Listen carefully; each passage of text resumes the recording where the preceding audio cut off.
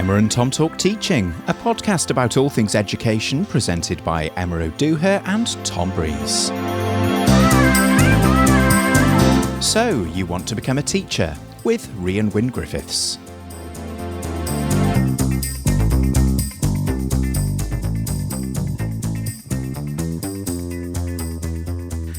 Hello and a warm welcome back to Season 8 of Emma and Tom Talk Teaching. Who'd have thought? Who'd have thought, indeed. You'd have put up with me that long, but no, you're still here. We're still here. It's locked from the outside, listeners.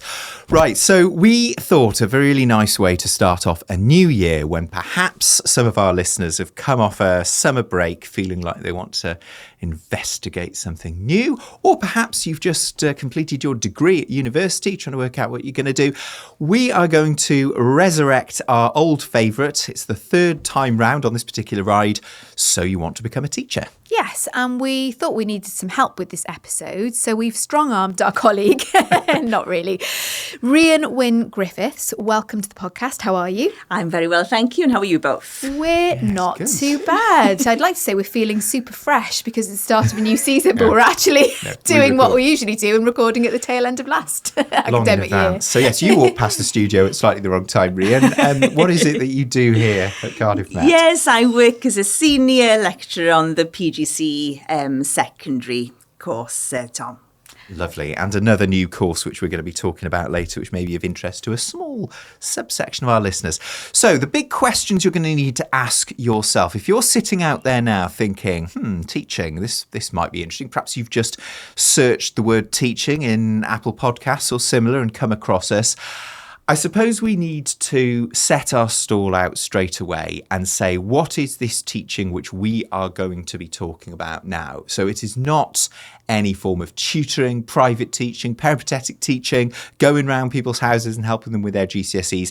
This is the traditional school-based qualified teacher status, mainstream, everybody comes in your classroom type of teaching. It is indeed. And I think the first thing to say about it is that it is a profession and it requires one to become a professional in the classroom. And also important to say that it's a lot more than what you perhaps remember seeing your teacher do when they were your teacher in the classroom. So, aside from the obvious things that, again, you probably didn't see your teacher slaving away doing, which is things like planning lessons, really thinking carefully about planning lessons, teaching those lessons, evaluating whether they worked, whether they had an effect, reflecting on your practice, all of those things that you probably readily associated with being a teacher. There's so much more to it than that. Would you say so too, Rhian? Totally agree, Emma. I'm thinking back to my early days as a teacher, over 30 years ago now. And I think one of the things I felt strongly about, I taught in a Welsh medium school in South East Wales in my first post, is I wanted to make a difference to the lives of those young people, but I wanted to give them experiences outside of the classroom. So be that a residential course, or would it be public speaking, or would it be a book quiz, so that they learned probably through experiences. It wasn't just what we did within the classroom. And when I meet these ex-pupils now, those are their memories. Those are the things that they refer to. And they always refer to the fact, I've got pictures of this, or I've got medals because of this, or competing in the air. And I think probably it's a worthwhile career then when you give that additional step it, isn't it really? Yes, the planning is the scrupulous planning, the marking, the evaluating, the parents meeting, all of this, it's key to the role, isn't it really? But we're trying to create a rounded individual, aren't we really? And probably to give them experience that they can then take on and flourish in their lives later on. And I think if you want to go and listen to some more stuff in more detail, because we don't have time to kind of dig into loads of these things, some of our previous episodes, if you're new to us, we've got an interview with Emily McLeod who says some really interesting stuff about teacher recruitment and what people think about teaching and their attitudes towards it. We've got Professor Trevor Mutton who talks about teaching being a profession, all that sort of philosophy of what it is to learn to be a teacher. That's a really interesting episode. We've also got Professor David Egan. He was on quite recently talking about some of the issues, some of the difficulties we're having recruiting teachers. I think probably the two things that make me cringe myself inside out when I think about what I thought teaching was, given I've now become a teacher and now become a teacher educator, my top two are probably, firstly, I just thought my teacher walked into the room and started talking off the top of their head. And secondly, I had no idea how much you can actually hear of what people are saying in the classroom when you're standing at the front. Very good. And we've got some bees in our bonnets about myths to do with teaching that we should probably bust just from the off, just in case you're out there thinking, those who can't do teach, I'll kick us off with one, which is a common one. I'm a secondary drama teacher, and you could cruelly say that all the failed actors become drama teachers, and that's absolutely not the case. And it doesn't mean that you have to really sort of completely sacrifice your art or your specialism or what you care and love about if you are going into the teaching profession. It might be that you're a career changer and actually you've got a lot of really good experience in your field that will make you really well placed, and actually maybe you did do and now you want to teach. So that's a myth I'd like to bust off the bat. Anyone got any others? I think the other one is, so many people have said to me over the years, well, you only work 9 till 3 and you've got such, you're on holiday more than you're in school, really. And I think that's something that comes with the profession, isn't it, really? That people think of us probably as teachers as having a good deal, that we do actually walk out in our cars at 3 o'clock. But it's so much more than that, isn't it, really? Because if you give that extra mile, all that planning, all that marking, all those experiences you give the pupils happen after school quite often. And yes, you do have a long summer break, but you need it by then because you are absolutely exhausted and you need that new boost to come back and that injection to come back to give them again. And probably most of the summer term and the summer break is spent thinking about September and what you would read, you would look at new resources, you would revamp your schemes of work, and you would think, okay, what am I going to do next year? Because I think as a teacher, you always need that injection and that refuel to give the next generation or the next class or the next A-level class something new. So you're always exploring and you're looking at different routes to make your own teaching more innovative and more creative too. I think I will agree with you, Emma, completely, that it's so good for the pupils to see that you actually do the thing that you're asking them to do. That's great. That's worth a huge amount. That if they know, for example, in my case, that you go off and do concerts at the weekend or performing concerts, you're not asking them to do something that you wouldn't do yourself. However, the flip side of that is, here's my myth. I think there is a myth that you just have to be an absolute boffin of that subject, whatever it may be. I mean, this is a secondary thing, I suppose, thinking about subject specialism. As long as you know an enormous amount of that subject, you can just bolt on some sort of performing monkey teaching strategies and then you'll be a great teacher. I mean, actually, sometimes being a boffin can be a bit of a curse. That's a very good one. And I suppose to bring it back into the primary phase, this is something I'm stealing from a previous episode, a colleague, Sioned David, who talked about when you're thinking about being a primary teacher, you might be really into the idea that you're going to be encouraging them to play and to be very nurturing and caring and, essentially it's going to be a bit of a babysitting gig that you've got, when they sort of forget the significance in the primary phase of learning and progress and what it takes to understand how children learn, how to facilitate that learning, how to plan for it. So, a point that Sioned had made very, very clearly is a myth that if you're a primary teacher, because we can be stereotyped, can't we? Into if you're a primary teacher, you're very sort of maternal and nurturing. And I'd bust that myth. I'd bust that myth straight away. But remember that, even in the primary phase, even in what we call foundation learning here in Wales, there's a lot of very intricate and complex planning that goes in and expertise that comes in the classroom to ensure that pupils are making progress. I think that's a great specific example of the fact that if you've just experienced being taught, or even if you watch it happening and you don't know what's going on, you can really get fooled. And I think the ultimate one of that is the early years, the way that they do things, the way it's so kind of child-led and it looks like play. I mean, I suppose it is play. it's so easy, if you don't know what you're doing, to lose sight of the amazing stuff that's going on below the surface there. And then you will sometimes get people who go, oh, yes, I'm going to be doing all this play. What fun. And it's almost better disguised, I think, in the early years, that clever stuff, than it is in any other age phase. I mean, how those people do that stuff is beyond me. You know, I'm speaking as a confirmed secondary person. I could not do it.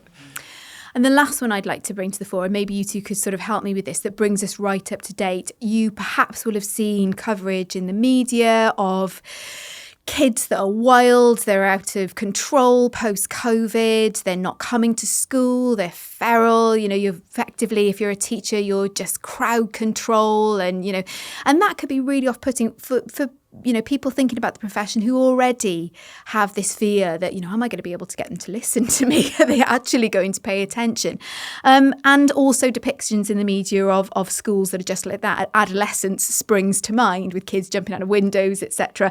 When actually there are some excellent schools out there working with newly qualified teachers, student teachers, who are really helping them to learn how to build really good relationships, positive relationships, work in challenging schools, in challenging areas for various different reasons, and the different approaches that one might take as a teacher to really help young people to engage, to be ready to learn. We had a really good episode with Kelly Bubbins last season, who's on the senior leadership team at Willows, who talks about how they developed the Willows Way and their sort of behaviour management and sort of school culture, really. So if you're really worried about that, seek out those really great examples, do your reading around it, because you're certainly not going to be, you know, dropped in at the deep end and expected to fend for yourself. I was going to ask you about this, Rhian, actually, because I often feel a bit conflicted about this, because I think it's so important not to minimise that there are some real challenges with some pupils, and some teachers have a really rough time in school. And I always used to take the view that the whole behaviour thing was overblown. You know, I used to have some, you know, pretty dodgy stuff happen in my classes sometimes, but it wasn't a huge worry to me. I used to really like my Valleys teenagers that I used to teach. The naughty ones I used to find loads and loads of fun. And then I asked myself the question, is that because, not to put too fine a point on it, I'm a man, I'm 6 feet tall, and I'm quite scary when crossed. So am I just being complacent? I think that's a really interesting point, because when I go back again to my days as a student teacher, and I remember a couple of classes that I was asked to teach were Year 11 Set 5.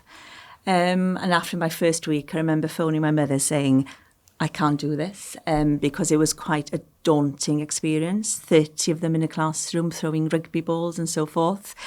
And then I thought, I don't want somebody to sort this out for me. I've got to sort this out for myself. And I think that's the complexity of thinking. You're in there to try and engage, aren't you? You're in there to try and get them on board, and you're in there to try and make your lessons as appealing, as creative as possible, so that they come with you.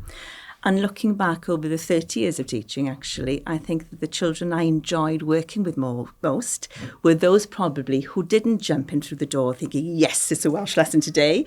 It was those probably who needed that reassurance, who needed that support, who needed that encouragement, because quite often they would say to me, you're the only person today who's actually congratulated me on anything, who's listened to me, who's asked me about my hobbies.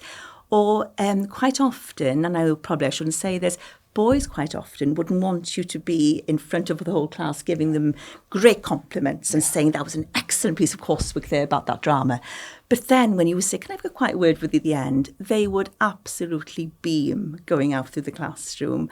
And I had it happened to be last week, somebody came into Cardiff Met, who works now in a television company, and came in a different realm and said, my son now works in Putney, he is a doctor, but because of you, he's got a poem up on his wall about what it means to be Welsh in Wales. And I thought, oh, wow, and that actually made my day then. So I think we all need something, don't we? We all need that encouragement, and we all need somebody to give us that additional boost. And probably those have got behavioural issues or are not concentrating or anxious, and there's always a reason.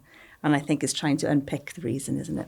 And I think if we're moving gently towards a more of an advice-y sort of stage of this episode, like we said at the start, everybody's got an opinion of teaching because they once sat in a classroom. And I think possibly if you do take the leap and become a teacher, one of the first things you might need to do, stop doing is, as they say, reading the bottom half of the internet, because all of those comments that you see on stories about education, they not only say some pretty disobliging things about teachers quite often, but they really vilify the kids as well. I mean, even those of us that work in secondary, and I know I'm aware we've got to be careful we don't go too secondary-centric in this recording, but they're still children.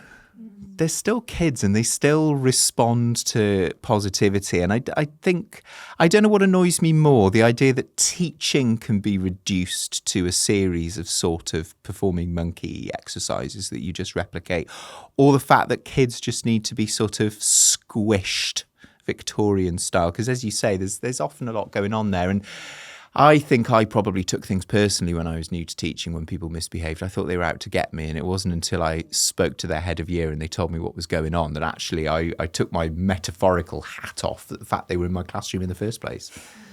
So there we are. Don't let those myths put you off, fool you, or leave you underprepared.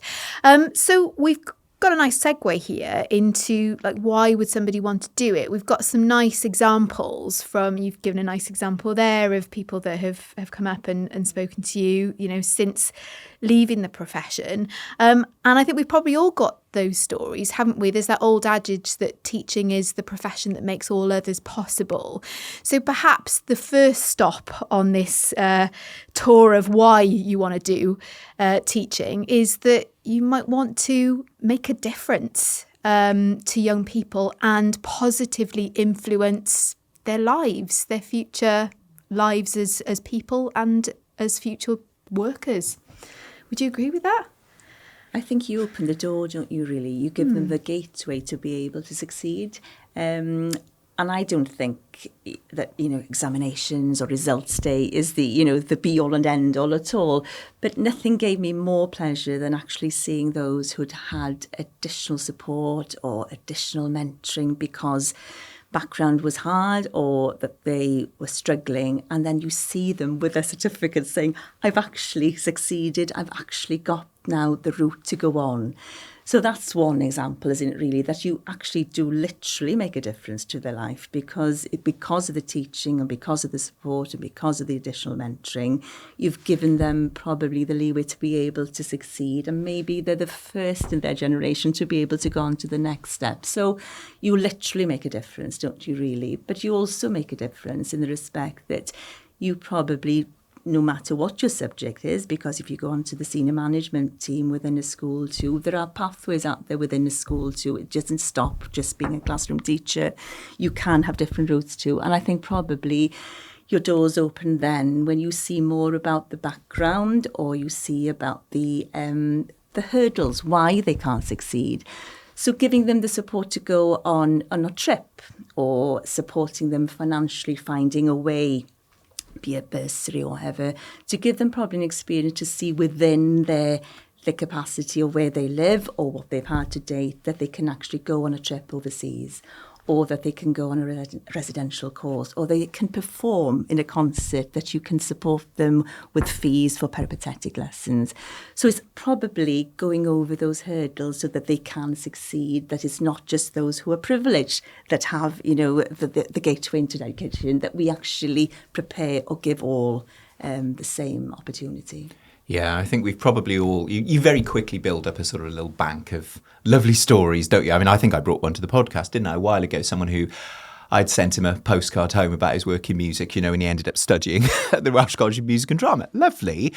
I suppose we have to make sure that we also think about the fact that, lots of people who will come through our doors to learn to be a teacher will be highly educated, successful, they'll have done well, and it's really important that they don't just think about the people perhaps that they're going to send to national youth groups or Oxbridge degrees and things like that. And I think when you're looking inwards on yourself, listening to this episode, you've got to sort of ask yourself, well, will I be just as happy, if not happier, about, like Kelly Bubbins's, pupil who got a job in a sports shop because he knew to wear a tie and smart shoes to his interview. Or I'm thinking about a boy, he was on the autistic spectrum. He joined in year 7 and he used to regularly have meltdowns and sort of roll around on the floor of the hall at break time because he just couldn't cope with it. And when he was in year 11, he had a speaking role in the school production.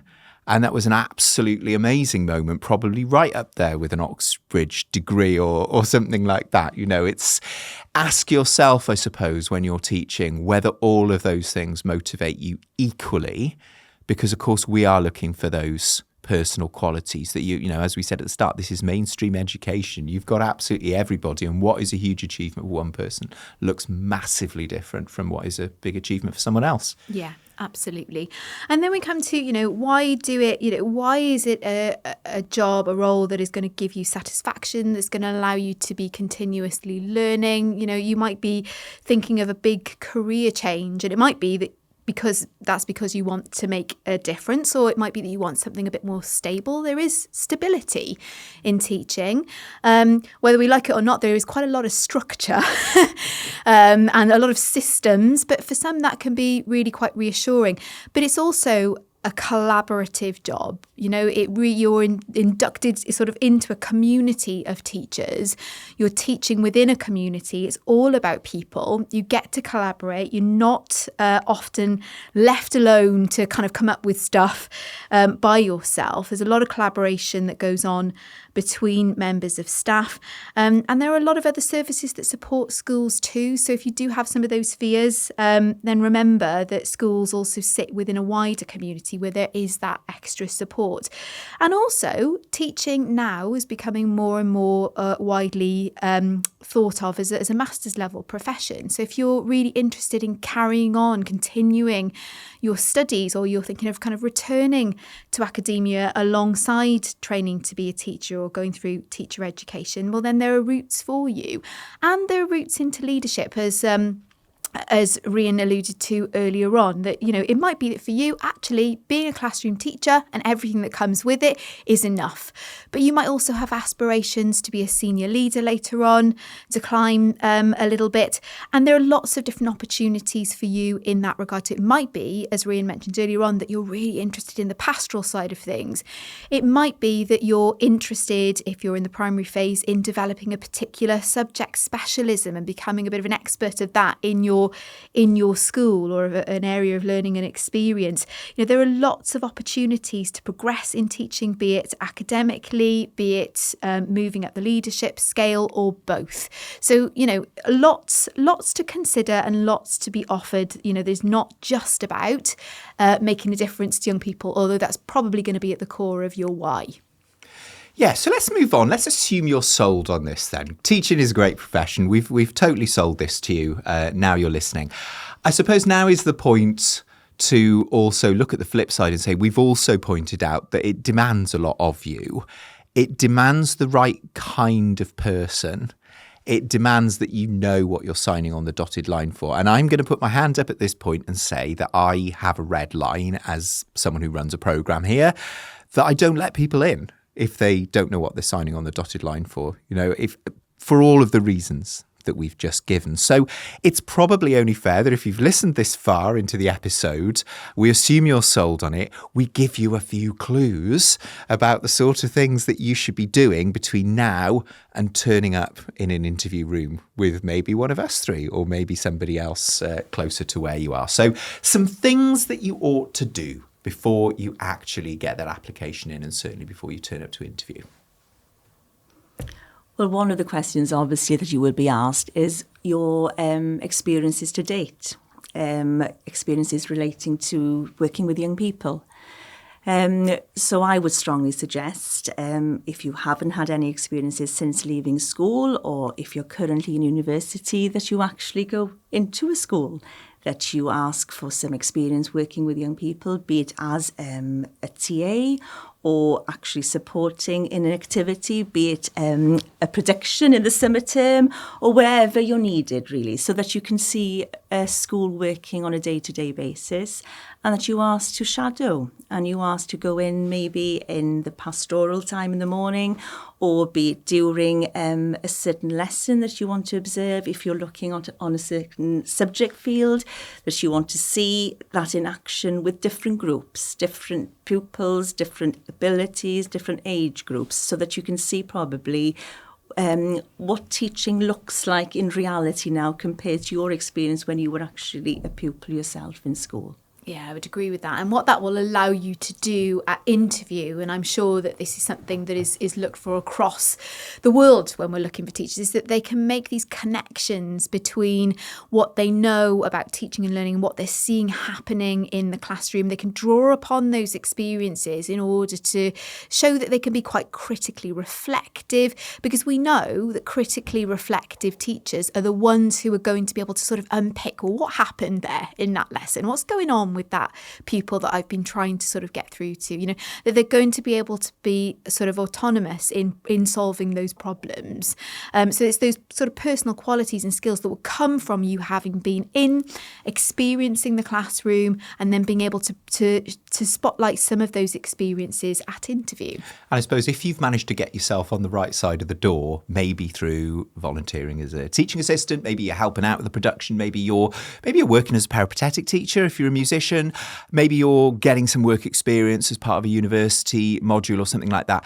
Just ask yourself the question, I suppose, what do I need to do to make sure I know what it is to be a teacher, a classroom teacher? Because I suppose, taking an example close to my heart, if you're a peripatetic teacher, you could just be parked in a practice room and 3 children coming in at a time who've all done their practice and got their instruments and taken their grade exams. And on the other side of the wall, there's an entirely different kind of teaching going on. So have you actually knocked on the door and gone in and seen that? If you are doing extracurricular coaching in PE or something like that, you're seeing the kids that want to stay behind and be in the football team, in the cricket team, in the hockey team, whatever. What happened during the day with the kids who have a really difficult relationship with sport and physical activity? How can you go and find that out? So just because you're in the building doesn't necessarily mean you've gone and sought out the right thing. So use your brain on that, use your critical thinking, as Emma said, and go and find that stuff. Yeah, I think that's a really good point, particularly if you've been a TA, because TAs are worth their weight in gold, and it's a really useful first step into the teaching. And oftentimes TAs will go on to train as fully qualified teachers. Always find out how they like their tea. Top tip. Always find that out, always. But I suppose, again, you're in a very different role in the classroom there. So you may have seen a lot of teaching, but actually what we know is this, it doesn't matter how you come at it, there is quite a lot of unlearning to be done in order to figure out what teaching and learning is all about and the sort of teacher that you want to be. So a classic example is that you might come in mimicking a teacher that you really revered. Maybe they were quite authoritarian. You come in too strong and it absolutely fails because you've missed out some really important steps that you're here on the programme or whatever route you've taken to learn about. So you've got to have that sort of sense of self-awareness when you're preparing to go into teaching, that actually it's not as easy as it looks. And those who kind of come into it with those eyes wide open and, being a bit humble about that process tend to set themselves in good stead when they do take a few knocks along the way. Yeah. What about the primary secondary thing, Rhian? What do you think about people who don't know which one they like? It's a controversial one, isn't it? Oh, I think we always say, don't we? I could never teach in the primary yes, setting. We all say to each other, don't we? We couldn't cope with youngsters sort of, grabbing onto our legs and sort of wanting our attention all the time, and that's the type of, again, I suppose, Tom, it's quite stereotypical, isn't it, really? Because I'm thinking when I left my last post in school, it had become an all-age school.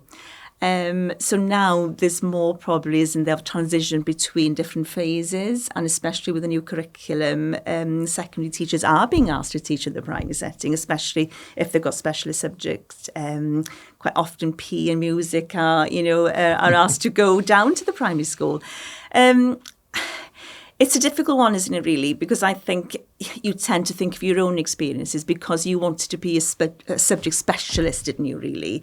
And you wanted to teach GCSE or A-level, I suppose. And I do think people have a calling to a certain phase. Myself, I still feel when I go out now to observe students, teachers themselves, I think, yes, they're in the right setting, they're in the right phase, because I think you want to delve deeper into your one subject, don't you, really, where you're more of an expert in all, I suppose, aren't you, in the primary? And I do actually, I'm in awe of them, because they have to, haven't they, upskill in all subject areas or areas of learning as it is now. And they have to be quite brave, because they have to teach without the comfort zone probably that we do have in the secondary. The challenge is probably in the secondary that all of my primary friends tell me is, discipline, isn't it, really, and behavioural management. How do you deal with rowdy 16-year-old boys kind of thing? And I think for me, that suited me. So I think it's a very valiant point that you need to know what makes you tick and what makes you feel comfortable and where you think you will be best placed, but maybe to remember to there's a new programme now, Welsh Government are funding it. It's called the Pontio programme, where they're trying to encourage primary teachers to change phase. And apparently it's going very, very well. And they're glad that they've had experiences of both phases, haven't they, really? So probably not as narrow a route as I took. So maybe, there's no one fits all, maybe. Yeah, it's an interesting one. I always say, number one, get in a classroom, because you'll know within 30 seconds whether this is for you. But then I think if you are on the fence, you should probably go and look at both, because it's not just as simple as, well, those are young children and these are older children. Those are sweet little kids and those are bolshy teenagers, or whatever the kind of the stereotype might be. There are compromises which you have to live with in either kind of age phase, don't you? I know we had a really interesting chat with David Egan about secondary and the problems there, and primary and what they can do and what we can't do. But then equally, there are problems with primary in terms of, as you said, having to cover all of those subjects and be brave and all of that. And do you want to really get to know 25, 30 children incredibly well over the course of a year? Or would you rather they all shipped back out of the door every hour and you get a new batch? That kind of thing. There are so many angles that if you really haven't thought that one through, I think it's going to be quite hard to answer the questions at interview, I would have thought. Yeah, I would agree. And we always recommend, just trying to get in, having a look, looking at the differences, the different settings, the environment, the way that the teacher works with learners in those different environments. And that won't be time wasted, because you'll already get a good sense of how, primary pupils have, a big jump to make, what challenges they might face transitioning from one phase to the other. So it's really going to help you settle things in your own mind. Something that might seem like a really basic bit of advice, but is incredibly important, is to do your homework. Do your homework on the course that you're applying to, but also more broadly, the education system. That doesn't mean to say that you need to know everything about the education system for the course that you're applying to. But we know in Wales that education is a devolved matter, and therefore things are quite different here in Wales to over the border in England, to up in Scotland, even in Northern Ireland. And we know we have international student teachers on the programme, applicants to our programmes, who again might have a bit of a shock to the system when they realise that things have slightly different names.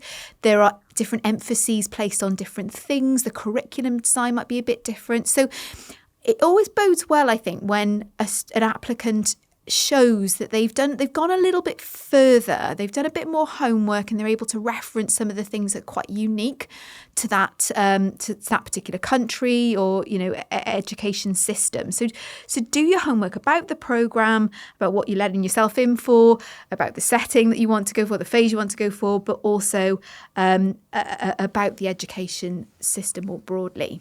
Do you want to do a few quick fire things to not do at interview, or things to do? You've done things to do. Maybe we should put it a bit more kindly. Like reasons why we might feel you're not quite ready. Oh gosh, this is a difficult one. It's a bit of maybe a controversial one, but I suppose it does go down well, I think, if a candidate presents themselves well. And I don't just mean in appearance there. I mean, they present themselves as somebody who has done their homework, is prepared, has put time, thought and effort into being in front of you, even if that's on a screen, and that they are a very credible sort of candidate that is there to make the most of the interview experience, actually, not time wasters. We've got to be able to imagine you in a classroom, haven't we, really? Yeah. And I think you need to be convincing. You need to convince us that you really want to do this course, that you want to become a teacher, that you show the passion, the enthusiasm and the conviction that this is the course for you, that you would make a good teacher. And as you say, probably you need to experiment and explore and think about the skill set that you have, because, teaching is a tough gig. It's not an easy job, and that you do possess those attributes that you can share with us why you would be a promising and a flourishing teacher. Yeah, because I suppose this is the moment to be really, really honest and say that, if you do come on one of these courses, you're going to go into a school and you're going to teach classes, you're going to teach people's kids, and they don't get to have that hour back if you weren't really sure this is what you wanted to do, and so you didn't really plan it, and you're not really feeling it today, so you've sort of put a bit of a half-baked experience in.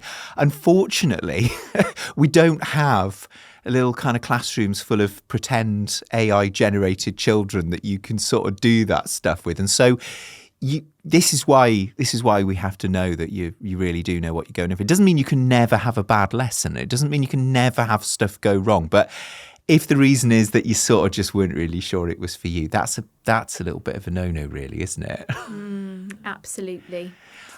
How about another controversial one? I don't know quite how this one is going to land, but if we're pulling the curtain back again and saying that we've got real children there that you've got to teach, those guys in school that look after you, they don't really get paid for it. They don't get extra time off for it.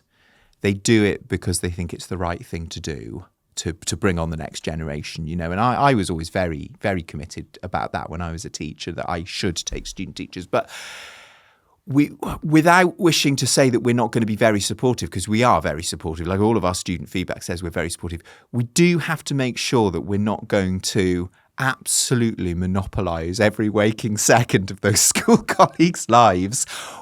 We do need to know that we're going to fit in as a student teacher, and we're going to take things and run with them. It doesn't mean we're never going to be supportive, but we can't sort of expect to be that person's everything, because of course their kids, their pupils are that to them, aren't they?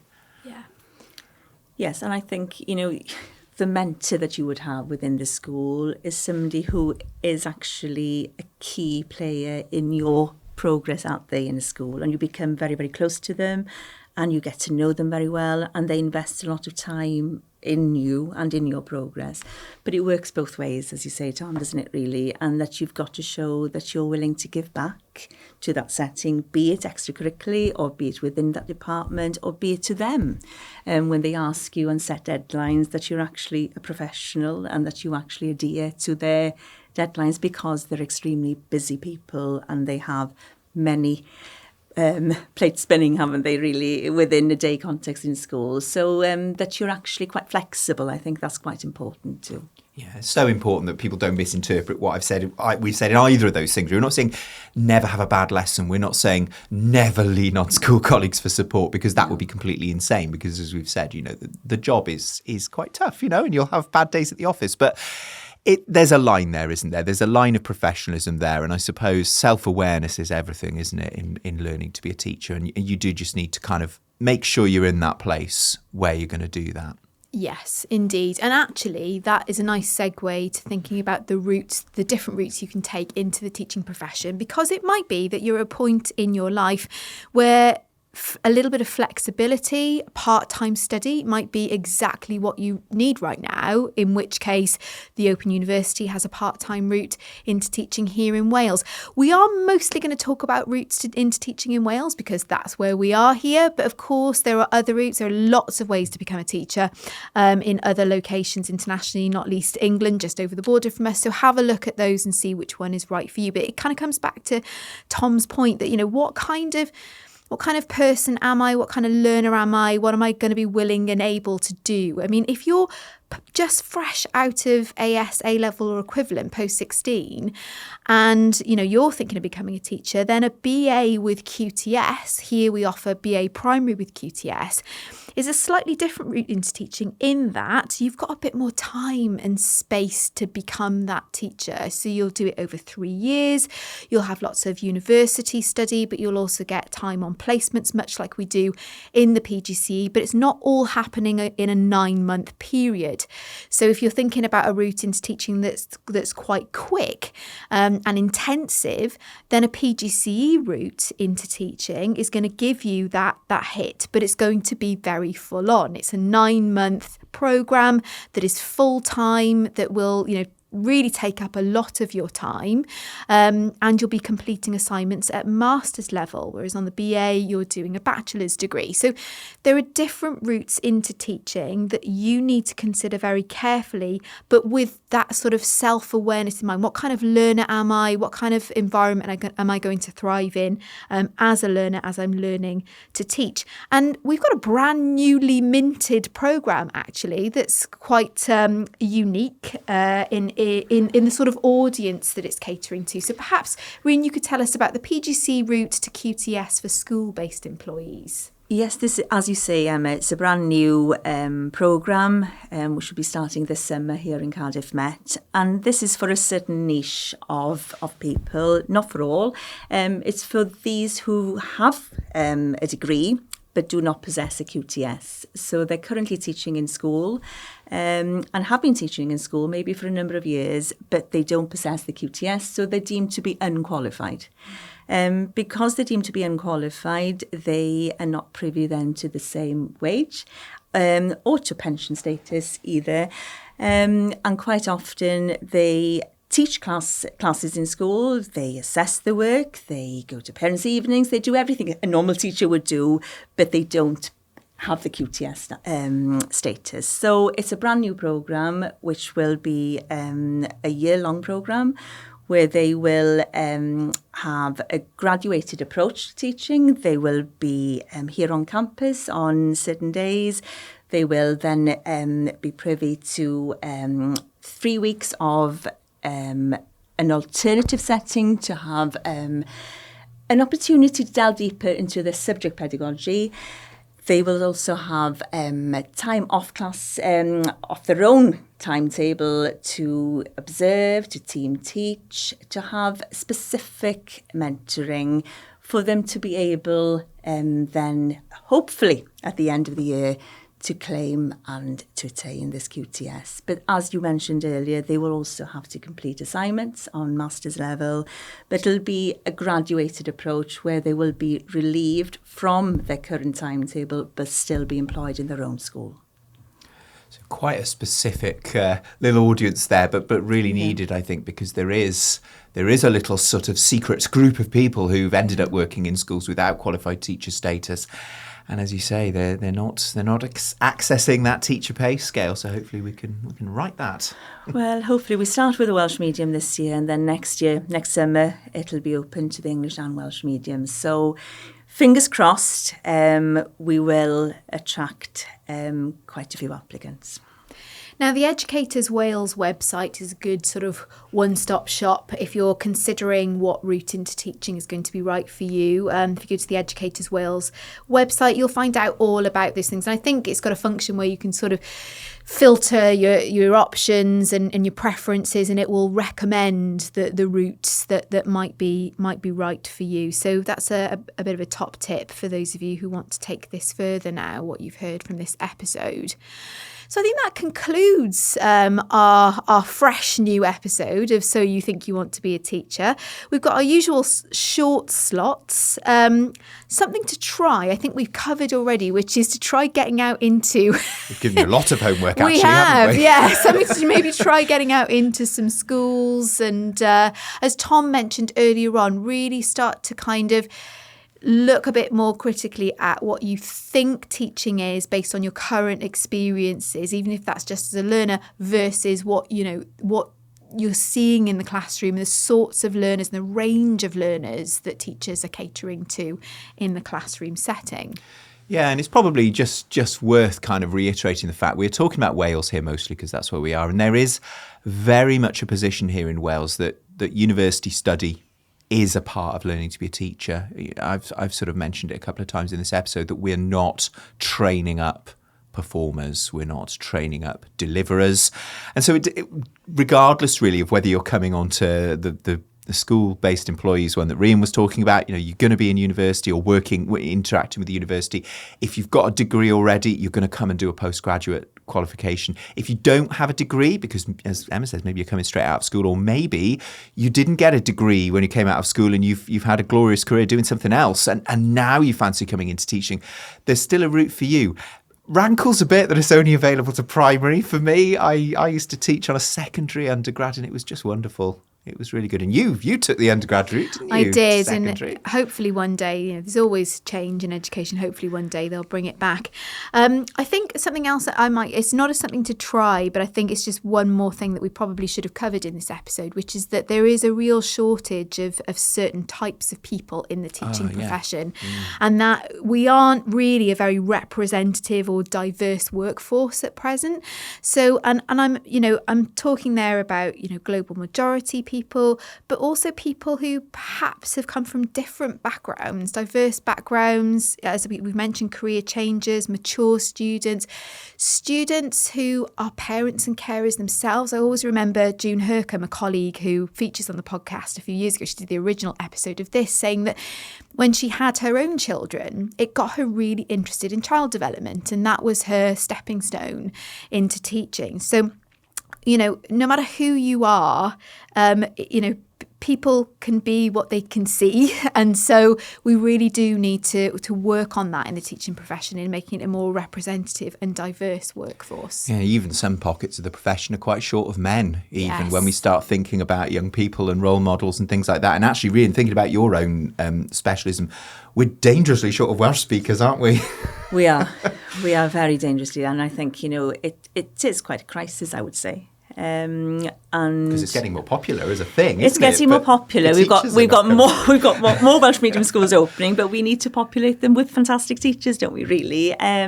So that's our mission, isn't it? Really, Tom. We've got so many pockets that we need to tackle, and I think we need to overcome what's stopping people from applying.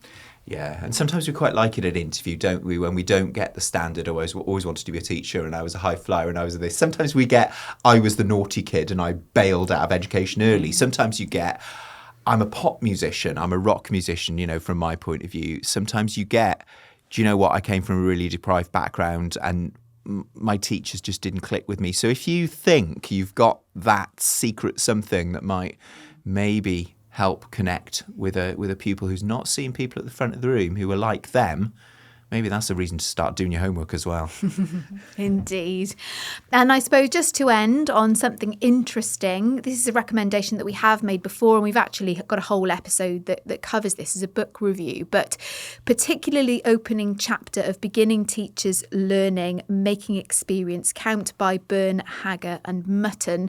It's quite a short book, but as I said, that opening chapter that gives some pen portraits of different types of student teacher and the different challenges that they've faced depending on what experiences they've had prior to embarking on becoming a teacher. So it might be quite eye-opening for some of you out there to have a read of those pen portraits, because there is no one perfect type of applicant, type of person coming into teaching. There's enough space in teaching for all types of teacher. They're reassuringly bumpy, aren't they, those rides that are described in those pen portraits? I mean, you get the sort of really, really perfect one at the beginning, but we very quickly move on to some people that really did have some bumps in the road. And I think I said it earlier in the episode, self-awareness is so important as a teacher and as someone who's learning to be a teacher. So it doesn't hurt, even if you haven't applied yet, to have a little read, see if you recognise a little bit of yourself in that. And bear in mind that, you know, if you do find bumps in the road, you might be lucky or unlucky enough to find one of us helping you along the way.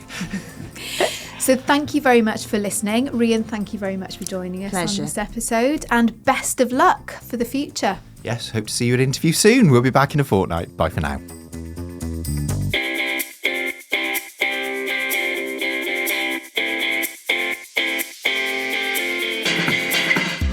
You've been listening to Emma and Tom Talk Teaching, a podcast about all things education, presented by Emma O'Dooher and Tom Breeze. Thanks to our colleague Rhian Wyn Griffiths for joining us in the studio. If you'd still like to become a teacher and you're anywhere near us, check out the Cardiff Met website for details of our initial teacher education programmes for undergraduates, postgraduates and school-based employees. We'll be back in a fortnight with something else interesting. Until then, take care and enjoy teaching.